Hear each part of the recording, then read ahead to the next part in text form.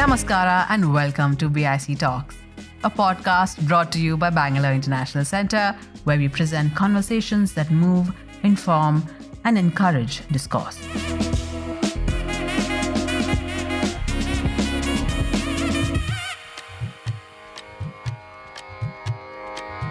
And on the question of drought release, right? The Home Minister says they submitted the application 3 months later. The fact remains, it's there in black and white, that Karnataka was the first state to submit the application before the end of the deadline. And the leader of the opposition here, of the BJP, says that they should have submitted it in July or June. You can't submit a drought relief application before the monsoon starts. So it's absurd. So, and then the finance minister comes and says, no, there are procedural issues for us to follow. Now, 3 people cannot give 3 different reasons if there is a valid reason. It is very obvious that there were several things for the union government to hide. And I think for the first time, Congress made it an issue in election, because one thing that the Congress has decided, that we are not going to make this a Congress versus Modi fight in Karnataka. In that case, we are going to lose. Karnataka elects 28 members to the Lok Sabha and is considered a crucial swing state in the forthcoming elections, as the India alliance is hoping to make major gains here. But the BJP has historically had an advantage. The Indian National Congress, which won a thumping majority in the Legislative Assembly elections last year, is banking on 2 issues: the successful implementation of its 5 guarantees and the injustice done to the state in the devolution of funds from the union government.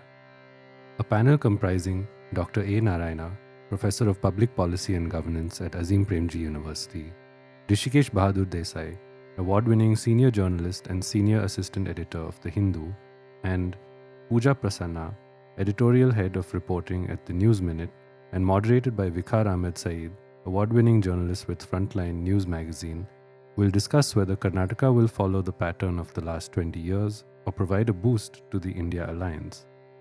This episode is adapted from an event that took place in April of 2024 at the Bangalore International Centre and was part of the BIC's election series. In the past 4 parliamentary elections since 2004, the BJP has managed to win more seats than the Congress, substantially more seats than the Congress.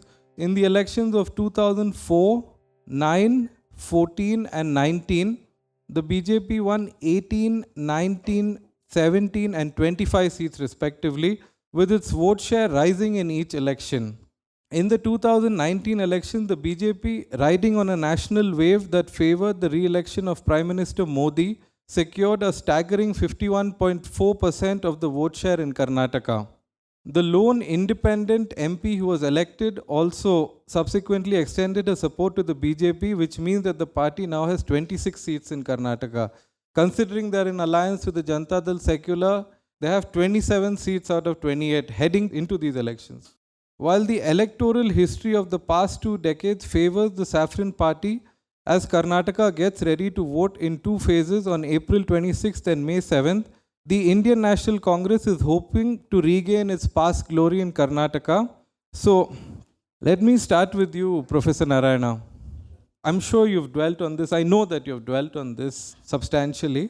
Why has BJP been so successful in Karnataka, especially over the past 20 years, over the past 4 Lok Sabha elections, leading to this massive wave in 2019 where the party won 25 out of 28 seats? Linked to that, or if I pose the question another way also, is how has BJP managed to succeed in Karnataka, in South India, where it is an outlier? So these are 2 separate questions. So let me take up the first question. From 1996 onwards, the BJP's vote share in Lok Sabha elections has been consistently increasing in Karnataka. The number of seats the BJP has got is more than the Congress seats from 2004 onwards. This is something very interesting and very unique.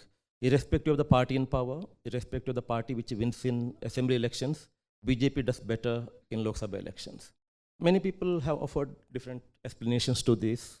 People say that in Karnataka, the voters are so discerning that they see assembly elections differently when compared to Lok Sabha elections, etc. So I have a very different hypothesis to offer here. To my mind, it is not so much because the voters see Lok Sabha elections and assembly elections differently. I think this is happening because in Karnataka, Lok Sabha elections and assembly elections are fought differently by parties. So what do I mean by this? Let us take the example of Congress. The Congress, after its post-1991 decline started at the national level, never fought the Lok Sabha elections seriously with a sense of purpose, with a sense of ownership, except in 1999. 1999 was the only election when the Congress fought well and it won 18 seats. So this was happening in Karnataka during the heyday of the Congress as well. Congress was winning no matter which party was in power in Karnataka, in the state. In 84, Janata Party was in power, but Congress won. But that was an unusual election after Indira Gandhi's assassination. In 85, Lok Sabha assembly elections were held. Janata Party came back to power. Even during emergency, Karnataka gave almost all seats to the Congress. When the Congress was strong at the national level, Karnataka was with the Congress. And during those days, no other party was fighting Lok Sabha elections seriously in Karnataka. After 1991, once the Congress decline began, Congress stopped fighting Lok Sabha elections seriously in Karnataka, except in 1999. So this is the reason why BJP has been consistently faring better in Lok Sabha elections when compared to the Congress. This is my hypothesis. The exception is 1996. In 1996, after the Congress decline began, in 1996, in Karnataka, Janata Dal was in power under Deve Gowda. And in that election, Janata Dal put up a very good fight and it won 16 seats. BJP was nowhere there.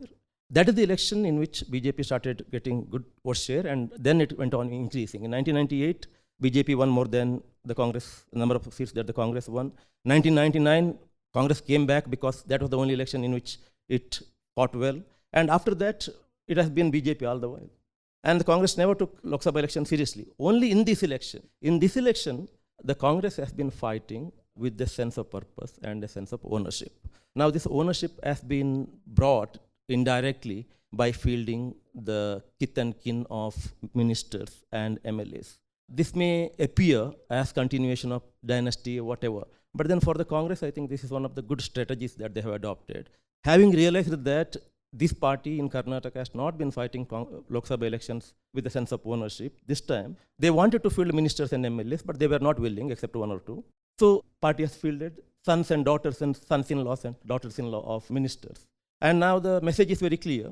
So, this is the challenge that you have to take up. Either win the seats or you are, in a way, there is an indirect threat that you will not retain your ministership or whatever. This is the only election in which, after a long time, Congress is fighting this election with a sense of purpose. More than sense of purpose, with a sense of ownership. Otherwise, in the Lok Sabha elections, the candidate is left to fend for himself or herself. The party will not invest, the local MLAs will not invest, and the state government will also not take it so seriously. So this is my hypothesis. So what is happening this time? This time, the advantage that the BJP remains the same, the supreme leader. Okay, so the leader's image. 2019 was an exception, because leader plus Pulwama. This election should be compared more with the 2014 and not with the 2019. In 2019, they had the added advantage of Pulwama. This time they don't have. But the other advantage, big advantage that they have of the leader's image, that is intact. So the BJP remains where it was in 2014 in a way. For the Congress, this time situation is slightly better because of what you have mentioned already. One, the party is in power in the state with a good majority, a majority that is there after 1989. After 1989, they never had this kind of numbers in the state. Second, as you mentioned, they have an issue, a positive issue and a negative issue. Positive issue is in terms of their performance in delivering these 5 guarantees. Whether one likes it or not, it has caught the imagination of the people, at least of the poorer rungs. And then they have made this injustice to Karnataka, which is a substantive issue. They have been making politics out of it, but there is substance in that issue. So for the first time, they have an issue. And what I mentioned earlier, a sense of ownership. So these 3 are clear advantages for the Congress this time when compared to their situation in any of the past elections. So that's the difference that I see. So BJP stands where it was in 2014, and Congress has certain advantages. Whether these advantages would result in Congress winning more number of seats, I'll not be able to say. But even if it wins 1 seat more, it is a better performance than 2019. That's the situation in which the Congress is. Yeah. So now coming to the second part of it, so why BJP has been able to do better here, or BJP has been able to grow here, which has not been possible for it in other southern states. So Karnataka is, as all of you know, it is slightly a different state insofar as its politics is concerned. Unlike other southern states, there is no local or regional party here. Now, in the absence of that, so what we had was centrist party in Janata Party and Janata Dal. In 1999, after Janata Dal, erstwhile Janata Dal split into Janata Dal U and Janata Dal S, BJP's growth began here. So by 2004, JDU, which had a major chunk of Lingayat leaders, almost got merged with the BJP. And that is the point from which BJP has seen only consistent growth. The absence of a regional party and the decimation of a centrist party, which eventually the leadership of that party eventually went and joined the BJP, helped BJP grow here. So in the presence of a local party or a regional party with a very strong local sentiment, possibly it would have been difficult for the BJP to grow here as well. And mind you, in Karnataka, BJP has never won a simple majority so far, even in the assembly elections. In 2008, it had only 110 instead of 113, which is required for a simple majority. And it engineered some defections and then came to power. And in 2019, again, it had only 103 seats. And then it managed again through Operation Kamala or whatever it is called. On both occasions, when it formed government in Karnataka, it was a minority government. It could come to power by engineering defections in opposition rank. So this is where the BJP stands. So the Lok Sabha success, therefore, is a function of the weakness of opposition rather than its own strength in Karnataka, I would say. Thank you for that, Narayana. I have two follow-up questions to that. First is this injustice from the union government in terms of devolution of funds. It's a rather tricky thing to understand. You've been writing about this, discussing this extensively, so it will help when I come back to you to just discuss this. And second, where you mention the growth of the BJP, most people go back to 1989, Virendra Patil dismissal, and start the chronology from there about the rise of the BJP. It's interesting that you also link it up to the breakup of the JD. But what role has communalism played in the growth of the BJP? Or is it more like caste realignment that took place that led to the growth of BJP? So when we come back, if you can dwell a bit on these two questions. Rishi, coming to you. So as a journalist going out, seeing the campaigns regarding these elections, the sense that I get is the Congress is very keenly focusing on the two issues. They've made it part of their campaign. First is the successful implementation of the 5 guarantees, which is tangible. And second, as Narayana mentioned, positive and negative, injustice. So they seem to have something when they go to the voters. The BJP, on the other hand, I'm just not getting a sense. What is their narrative? So then the fallback is Modi. They try to sporadically highlight communal issues. It hasn't led to a groundswell for the party. I haven't seen that. I could be wrong. They've accused the Karnataka government of lawlessness in the state, bankruptcy because of the implementation of the guarantees. But again, this is rhetoric, not substantively backed by data. Again, they're banking on Modi. So this is my sense. I'd like it if you tell me what you thought about what these two formations are thinking heading to the elections. So I'll tell you an anecdote. I was asked to tell you anecdotes. Saturday we were traveling through, as you know, Bangaloreans should know.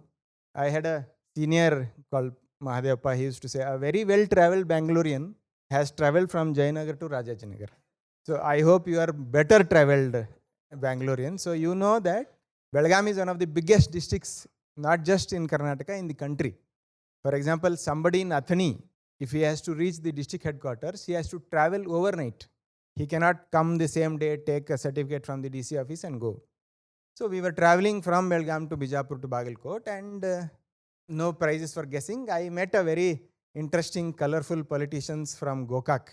He has been a minister in the past, and he was thrown out of his cabinet for a very colorful scam. So my car was going from this side, and he has stopped to talk to some of his supporters. I stopped him and said, "Sir, namaste." And then we went to a roadside shanty to have tea, and then asked him, "Hege nadita ide sir, what's going on, etc., etc." And then he said something.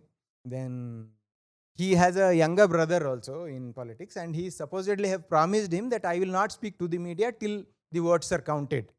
So, hey, something like that he said. He said, sir, we are not TV fellows, we are paper fellows, bichara paper fellow. You are afraid of TV, I know, but we don't have any secret cameras also or something like that, right? You should know that his niece is fighting from the Congress in Chikkodi, and his his son is fighting from Belgaum in a different party. So I asked him, sir, heng nadita nim party. He started nam party na. Then I stopped him, sir, yav party. He was startled for a minute and, yen keltile, something like that. I said, no, sir, I am just asking for clarification because you are all getting old. So when you say nam party in Chikkodi, it's different from nam party in Belgaum. So this is just to remind all of us that half of the BJP has people who are found in the garbages of other parties. I was always fond of describing Karnataka as like this. North Karnataka is JDU Karnataka. South Karnataka is JDS Karnataka. So JDU became a BJP long time ago when their patron Ramakrishna Hegde died in 2004. JDS South Karnataka is becoming BJP now when the grand old man has been going around on VCHL campaigning for his grandson.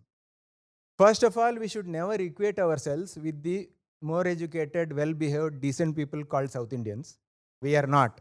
We are hybridized like the Himalayas from South India and Maharashtra on top. And ask me, I am from Belgaum, I can tell you even better things about Maharashtra. Secondly, we should never forget this past of that grand party called Janata Parivar. Or sometimes I feel it was better to be called as Sangh Parivar Janata. That is the reason.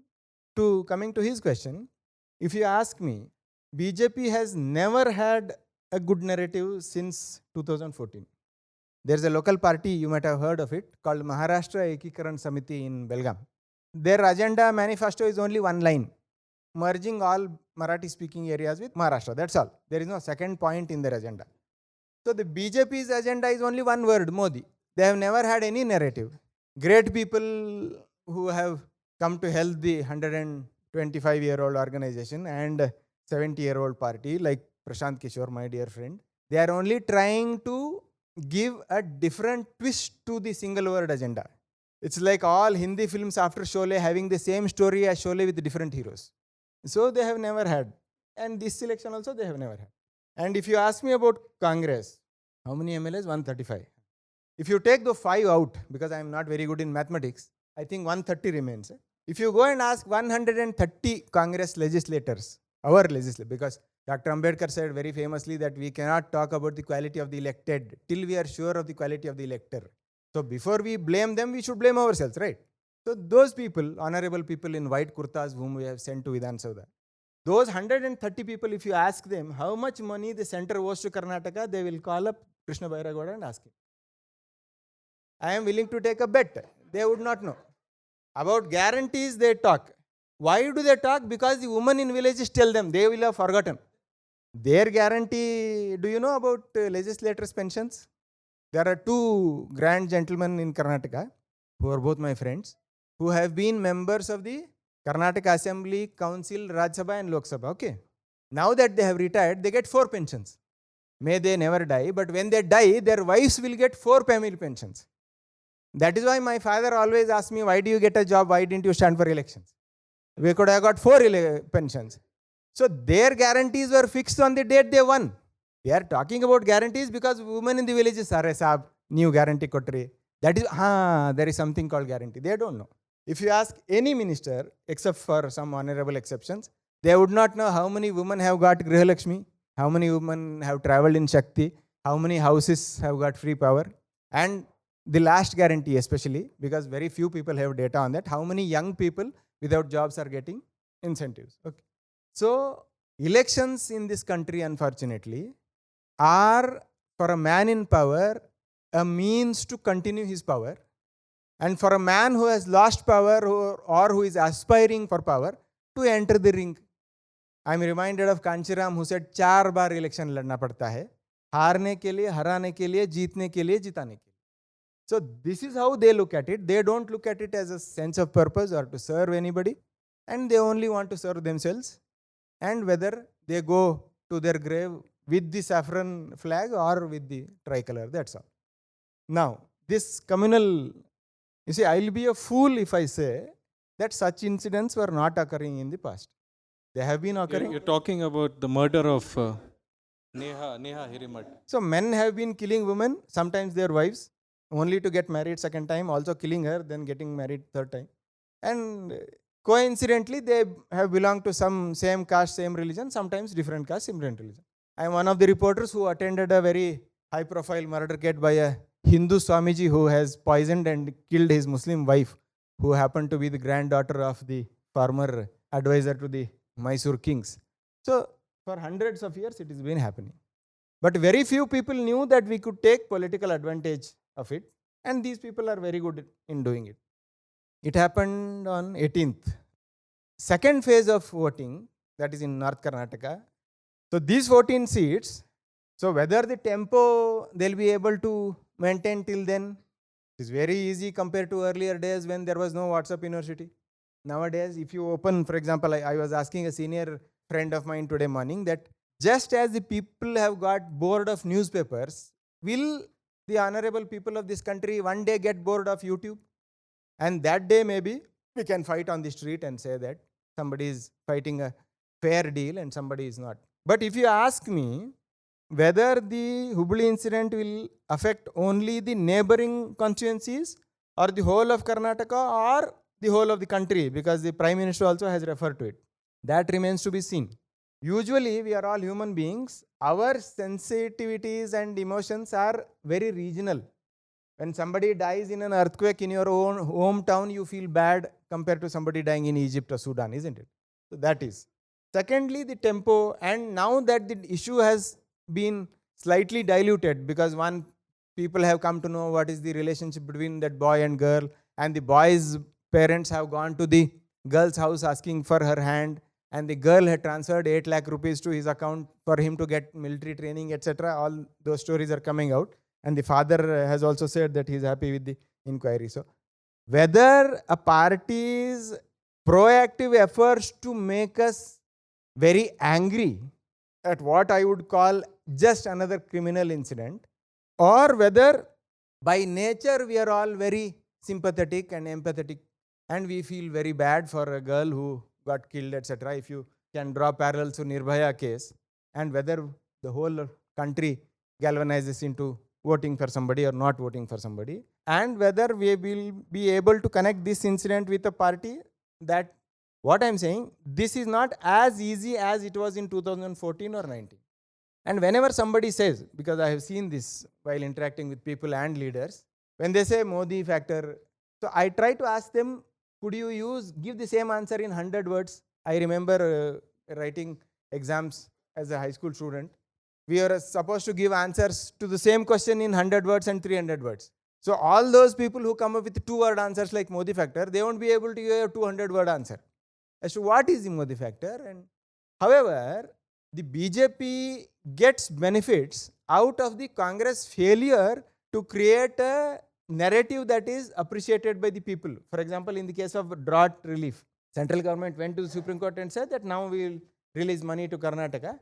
If I was the Congress leader, I would have made a huge issue out of it and said, these are the people who said there is no dues. Now they are agreeing before the Supreme Court. Congress does not do that. Don't mind me saying this, but I used to tease my friends in Congress and BJP saying, Congress is like a very lazy boy who studies one day before examinations. But BJP is the girl who starts studying from the first day of her admissions. When it comes to campaigning, and as he rightly said, they have never taken it seriously. And there is a very interesting reason why Congress or any other party, except the BJP maybe, they don't take parliament elections seriously because they don't dream of becoming the chief minister of Karnataka. In an assembly election, an MLA can become a chief minister, and if you ask them what you want to do after becoming chief minister, they won't know. The very famous shairi by Udayan Pandit, Jume ko shadi hua, Friday you got married, but what happened on Monday? They would not know. If you ask them, sir, if you become chief minister, what will you do? They will say, I will go sit on my chair and appoint my brother-in-law as my advisor, something like that. They would not know further. But in Lok Sabha elections, nobody is hoping to be Prime Minister and or become Central Minister, so they don't take it seriously. BJP, since at least 2014, has been focusing. Now our people are learning, other people are learning that this is also like the term examination. They only focus on the final examination. Now they are trying to learn. This is maybe a longer answer, but No, thank you. As always, it's a privilege to listen to Rishikesh. Rishi, one follow-up question. So, what is the Modi factor according to you? I'll come back to you. Is it only restricted to his message that he conveyed very clearly in Rajasthan, the dog whistle that he gave to all his followers? All of us know what the Prime Minister said. Is this all there is to the Modi factor? Pooja, you've been traveling in South Karnataka. So I have a two-part question. First is, what were the exigencies that led JDS to ally with the BJP? Because it seems like a suicidal move. They are going to lose their identity till the next assembly election that we have in Karnataka. And second, how is the alliance faring on the ground? On the topic of BJP and JDS, at the moment it looks like the alliance is doing very, very well. We all tend to think that perhaps Congress and JDS are better allies because they're both secular parties and the leaders, they worked with each other in the past. But I spoke to somebody and he had a very interesting take. He said, if you look at it more closely, a BJP and a JDS, they can form a better alliance. They're more natural allies. Because what is secularism at the end of the day, right? Essentially, it takes BJP to tell, or they perhaps don't even have to tell Deve Gowda and Kumaraswamy to not take up certain issues. That's all it takes. Don't speak against Ram Mandir. Don't do this. But if you look at their target audience, their target voter base, they bring new things to the table. They're not fighting for the same set of voters, which was the problem with JDS and Congress. They're both fighting for minorities. In the old Mysuru region, they have traditionally fought each other for decades. So even for the sake of the party leadership, if Siddaramaiah agrees to come and sit next to a Deve Gowda, pretend to smile very, put on a fake plaster, a fake smile, the fact of the matter is your party worker, the cadre on the ground, cannot accept working alongside a guy who you've abused, you've beaten up and fought all your life, right? Which is not the case in this alliance. So I think they're doing exceptionally well. Before you continue, I'd like to interrupt you. I would disagree with you. H.D. Deve Gowda has opposed the BJP for most of his career at different points. We know that. I agree with you. No, I'm not disagreeing to that. And again, this point that you made about this natural alliance. Again, perhaps Rishi or Narayana can also weigh in. So the way I've understood Karnataka's political history is of this antagonism, this traditional antagonism Vokkaligas that and Lingayats, exists right, between Vokkaligas and Lingayats, and one framework through which we can see the trajectory of Karnataka politics is in this, within this Yes. rivalry. So if you could incorporate it's that. a good point. I will address that. The first part about Deve Gowda's statements. Now, we'd be foolish to take it at face value and hold him to it, right? Because you go today, interview him, ask him, he will flip in 1 second. Anybody who's known Deve Gowda for 5 minutes, comes to understand this. Let's take a step back. For 30 odd years of his career, Deve Gowda's entire focus was anti-Congress, right? He fought against Indira Gandhi, emergency, right? He fought for space for his party against the Congress when BJP didn't even exist. So in that sense, if he can ally with the Congress to safeguard his party, allying with the BJP is much easier for them in that sense. Also look at the party leadership in the state. Except Yediyurappa, there is nobody to challenge his son Kumaraswamy. Yediyurappa has said, I'll pick my battles within the alliance, which was not the case when they were in alliance with Congress. Siddaramaiah did not allow that to go, and it wasn't just him. There were so many leaders who had jumped parties and come on the other side, and they couldn't pretend to work with the JDS any longer. But BJP is a very different party. When you get instructions from the top, they have to abide by that. They do not have a choice, especially in a Lok Sabha election. It's a matter of survival for the leader, which is why I said, on paper, a Congress and a JDS looks like a better alliance. But in practical terms, BJP and JDS are working much better with each other. And I want to just tell you what I saw in Mandya. This was a few months ago. I'm not sure how many of you followed this incident. There was a row over a saffron flag being hoisted on a 108 feet pole in Mandya, and the JDS and BJP made this a big issue. And for the first time, we saw Kumaraswamy let go of his green JDS flag, and he donned a saffron scarf, and he stood with the BJP leaders and protested in Mandya.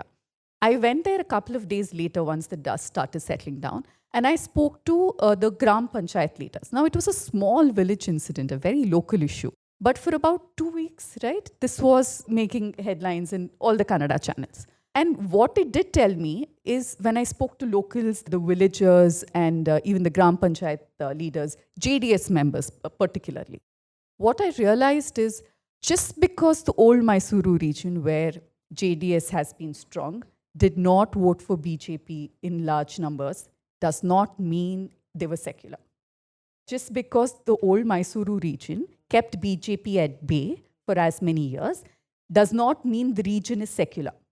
It wasn't at all anything to do with secularism. For those who are familiar with the area, you know that people are very religious there. It's just that BJP didn't have a certain appeal, and the loyalties were split between either a Congress candidate or a JDS candidate. And the caste factor was more dominant than the religion factor up until now. But when I spoke to people there, I saw all the JDS leaders echoing the same words as Hindutva groups. And that surprised me. And I asked them, are you comfortable because you are a part of a secular party? And they said, it's our religion that is being attacked. So we will fight back. And there's nothing wrong. And they took cue from Kumaraswamy, who stood there and said the same things that you'd hear from a Yatnal or a Anand Kumar Hegde or a Katil or any of the BJP leaders. So I feel that it is easier for JDS to mold itself to be an ally with the BJP than with the Congress. Also, we don't know what Congress's real ideology is, right, at the end of the day. So that's why I think the partnership is working beautifully.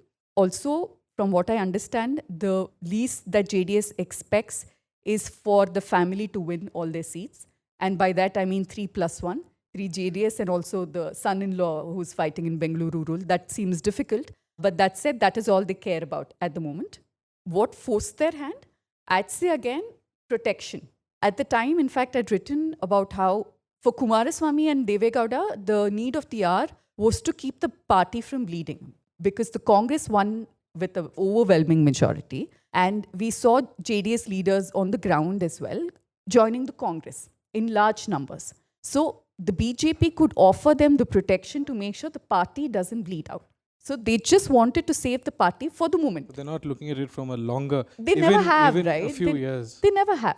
Last point, when I asked somebody in JDS, aren't you worried that BJP will eat you up like they tried to do, like, Maharashtra, Shiv Sena, or what they tried to do with the AIDMK, and last minute they kind of pulled out. Aren't you worried about that? They say that's a problem for tomorrow, number one. And two, they say, how the split happens is also going to determine who will eat up whom. How the split? Yeah, like as in how they kind of part ways. Will the BJP and the JDS? BJP and the JDS. So they're already foreseeing Yes, I a mean, split. nobody thinks this will kind of go on forever. And nobody thinks this will end well, right?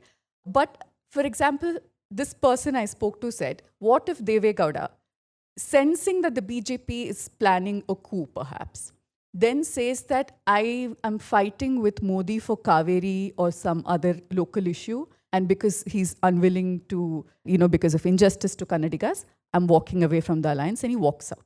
Then the party is safe. In fact, they could grow in strength. And a few Vokaliga leaders from BJP could very well join JDS. This is what their thinking is. I don't know if it'll work or not, but I'm just telling you what their thinking at this point is.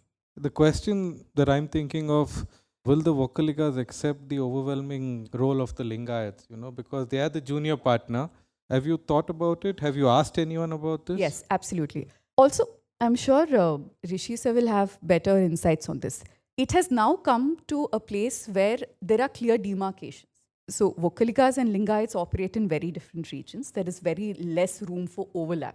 The BJP's hope is that at least for this election, you can consolidate them as Hindus, dominant caste Hindus, under the larger banner of Modi, because Modi is acceptable to Vokaligas. They don't have any issue with his brand. And then how they will work together going forward is again something they can work out. but they've not internally had any issues so far. No, if they succeed, it harks back to a pre-Devrajar's kind of coalition where the dominant castes were unbeatable, then rallying behind the Congress with both the Lingayats and the Vokkaligas. Anyway, coming back to you, Narayana, about this injustice, if you can very briefly explain what is this injustice? A partnership between the Congress and JDS may be better for the state, but a partnership between the BJP and JDS will be better for the partners in Karnataka. This is because BJP and JDS were not fighting each other in southern Karnataka. So they will add up to each other, right? So that's the strategy. But in any analysis of how this will play out in terms of results, we have to keep the entire northern Karnataka out of the analysis. Because in northern Karnataka, JDS has no presence. Yeah. So BJP is not going to derive great advantages in northern Karnataka because of this alliance. In southern Karnataka, there are certain constituencies where JDS has no presence at all. Bangalore, Uttara Kannada, Udupi. So in a few constituencies, this will work out. It's a better coalition in terms of their respective politics. But then the actual benefit in terms of the number of seats is something I'm not very sure about. But the idea behind this partnership is that BJP wanted to spread its ideology in old Mysore. And there I think it is a better deal. It is a win-win deal for the BJP rather than for the JDS. JDS, I don't know what is their idea of the future. After Devagowda, after Kumaraswamy, we do not know what is going to happen to that party because, anyway. So it was a centrist alternative in Karnataka. Then it became a regional party. Then it became a caste-based party. And then it became a caste party. Yeah. Then it became a family party. Yeah. When it became a family party, the Vokkaligas themselves started deserting it. Let us accept it. They might not be great secular voters, but at least they realized that, okay, this is not the party to support. This has happened in 2018. It has happened in 2019. It has happened in 2023 also, right? So to that extent, I consider Vokkaliga voters as more mature than maybe others. In terms of the arithmetic, JDS thinks that they can help BJP, and BJP agrees. In about 10 to 15 seats, JDS has enough presence to help BJP. Is that something I don't know whether it will be 10. To me, it is 4 or 5.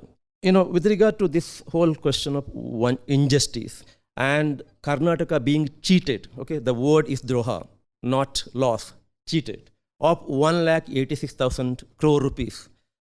But let us take certain issues here. In the first report of the 15th Finance Commission, there was a recommendation that Karnataka shall get 5,000 crore odd as a special grant, compensation grant, right? It was there, you can't deny that, and it has not been paid. Similarly, in the final report, there was a project grant of 3,000 crore each, one for peripheral ring road of Bangalore and another for improvement of lakes in Bangalore. No, you can't deny that, it's there on black and white. And on the question of drought relief, right? The Home Minister says they submitted the application 3 months later. The fact remains, it's there in black and white, that Karnataka was the first state to submit the application before the end of the deadline. And the leader of the opposition here, of the BJP, says that they should have submitted it in July or June. You can't submit a drought relief application before the monsoon starts. So it's absurd. So, and then the finance minister comes and says, no, there are procedural issues for us to follow. Now, 3 people cannot give 3 different reasons if there is a valid reason. It is very obvious that there were several things for the union government to hide. And I think for the first time, Congress made it an issue in election, because one thing that the Congress has decided, that we are not going to make this a Congress versus Modi fight in Karnataka. In that case, we are going to lose. They might not have, I don't know whether it was a good decision from the strategy point of view. But right in the beginning, they decided that we are not going to make it a fight between Modi and Congress in Karnataka. This is going to be a fight between Karnataka versus Modi. And there, all these issues were helpful to them. Now, let us unpack this issue of communalism. What is it? Now, this is people buying a certain kind of narrative that the BJP has been advancing. I'm not going to critique it. I'm just presenting it as it is. What are they saying? They are saying that, look here, Congress is an anti-Hindu party. Did people buy it initially? I don't know. But now there are more number of people in Karnataka who are buying it. Second, they are saying that, look here, Congress is pro-Muslim. So they would go to any extent to appease Muslims in order to get their votes. Earlier, people were not buying it. Now, more number of people are buying it. And they are saying that Hindus are in danger. Eventually, Muslim population will take over, Hindu population, all these things. Even now, I am part of some of the groups of BJP workers because it helps us to get what's going on there, right? I can send you the link. It's okay. Yeah. The kind of messages that are coming there are highly entertaining, if nothing else, right? Highly entertaining. It comes back to education. It challenges anybody's intelligence to believe in it. But people believe in it. But there are more number of people now ready to believe in this kind of whatever they are putting out than before. So if this is communalization of Karnataka, yes, it is happening. It used to happen only in coastal Karnataka, the most educated, highly educated part of Karnataka. Now it is slowly spreading to less educated part of Karnataka as well. So again, it speaks immensely of the kind of education that we have possibly. Yeah. So that we cannot deny. The point that BJP had its vote share intact even when it lost 2023, the seats came down to 66, whereas the share of votes remained almost intact, right? And what does it show? I consider an average politician highly intelligent. An average Congress MLA or politician is more intelligent. This is my hypothesis. You can test it. You don't have to take my word. If he is passing the exam, reading in the previous night and not studying for the entire, he is more intelligent. I mean, so the Congress MLAs are very good in saying what they have done, okay, at least some of them. But where they are very defensive, where they remain speechless is on these 3-4 points that I made earlier. Congress is an anti-Hindu party. They themselves believe that, yeah, maybe we are anti-Hindu. Yeah, okay. So this is the problem. So they don't know what their ideology. They'll say the Constitution, but they don't know what the Constitution stands for, etc., etc. So this is the problem with the Congress, and on this, the Congress is always on a weaker wicket. And as a party, the party leadership and an average party politician, all the three segments within the party are found wanting in defending the party against this kind of onslaught by the BJP. So whatever they say sells because there is nothing to counter that kind of a narrative. So that is the communalism story in Karnataka. The role of media as well, right? Because he was talking about the dues to Karnataka. And there was a debate that Krishna Bairegowda had challenged Nirmala Sitharaman to attend. And of course, she didn't attend. But she held a press conference a day before, same day in the morning, right? Yeah. Parallelly. He was holding this session and there he was presenting, he was making a PowerPoint presentation, step by step, how injustice has been done. And she is addressing a press conference elsewhere. And somebody asked her, why are you not going there? She says, oh. She just made a face. This was her response. But look at how media played up. She did admit there that the union government has not given the drought relief. But the media said, okay, she's answered. What is the big deal? Just what is this Modi factor? We as Indians, we are not democratic. We want a very strong superhero, autocratic dictator to rule us. And that is what we are seeing in this.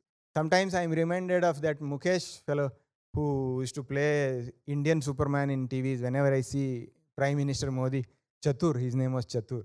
You ask anybody, with Dr. Saab was talking about education, anybody with a postgraduate degree, after 10 minutes he says, are we fit to be ruled by democracy? We need a good dictator. Everybody says this. At least in my family, we have weddings for 2 days. I usually skip the one day before that grand meal because you get, especially when people know that you are a journalist, people try to talk to you, one about politics. Another thing which is very extremely popular is the reservation. And so I want to skip both. We don't know. A lot of people in this country, as he said, not just leaders, we don't know what is in the Constitution. We don't know what is the meaning of fundamental right. We don't know what is federalism. We don't know what is decentralization.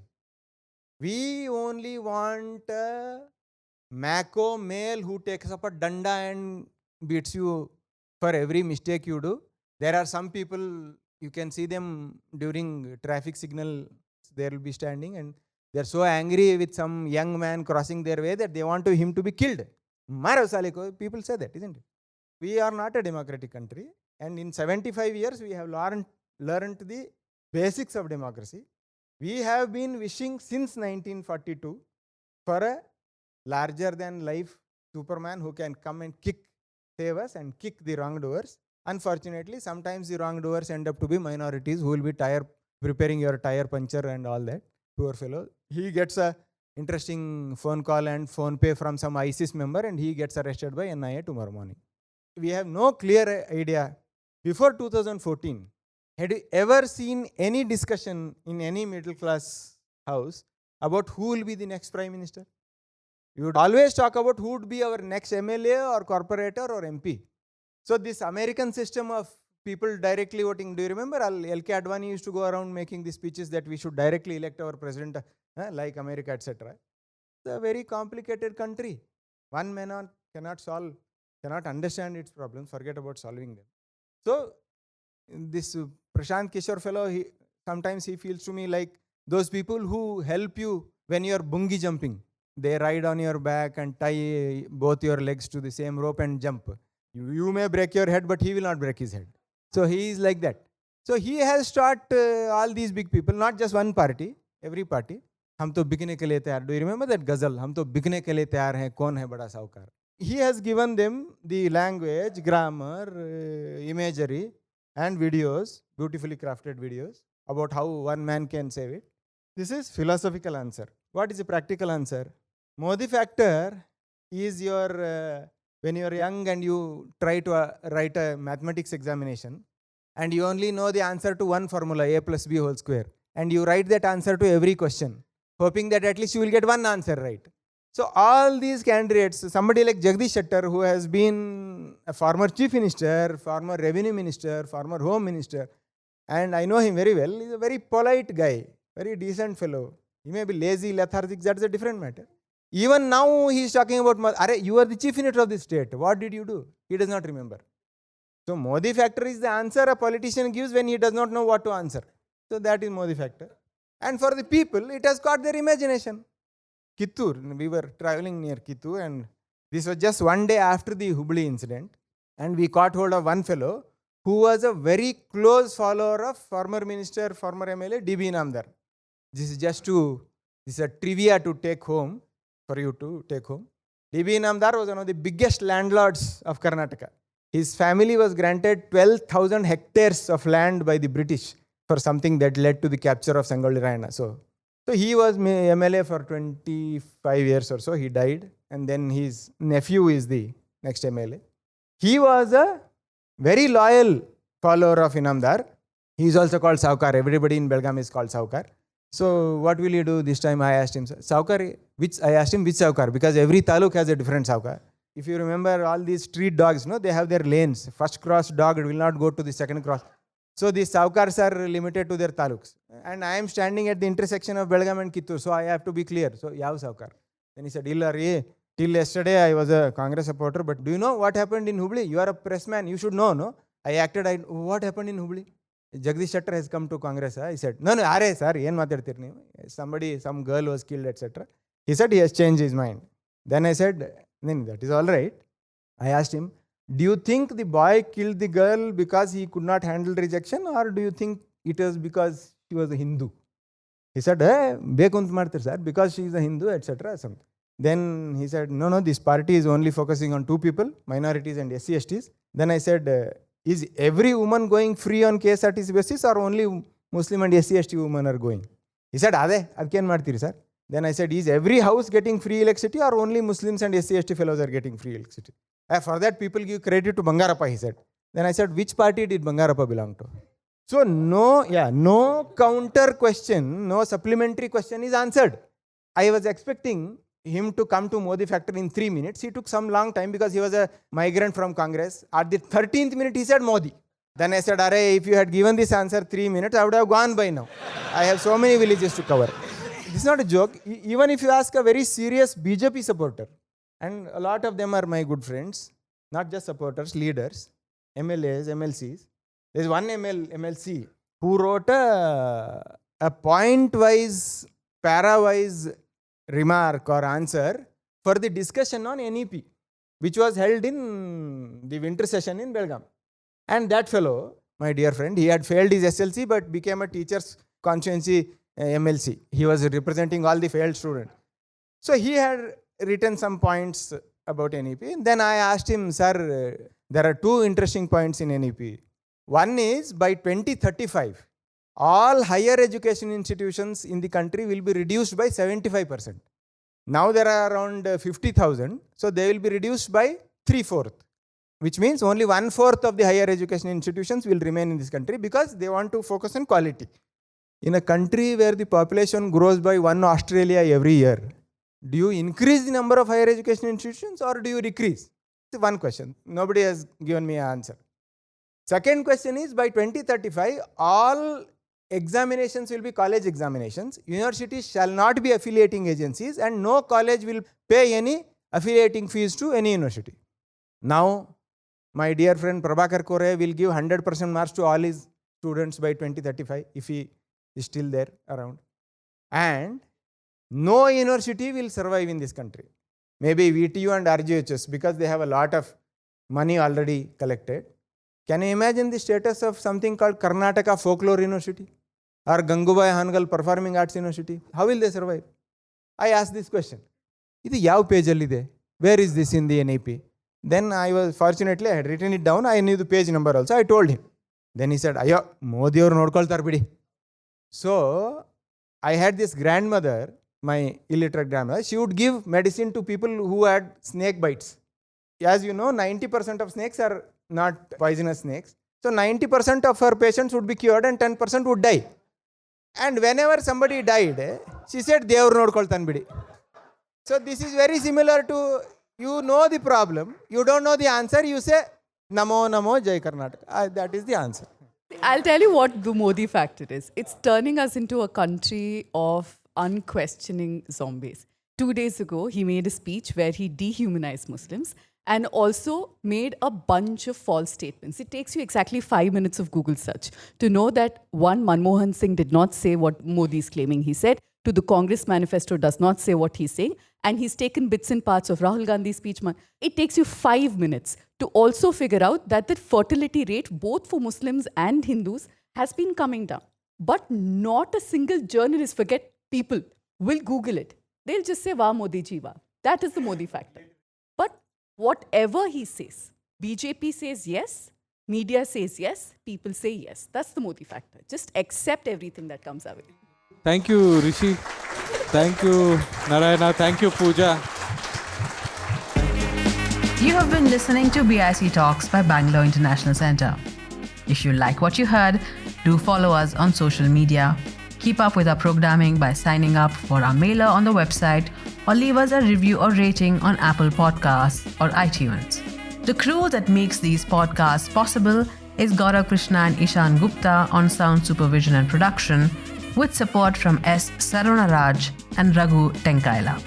Artwork is designed by Chandni Venkataraman of Crisscross Design Studio. Don't forget to subscribe to our channel on your favorite podcast platform.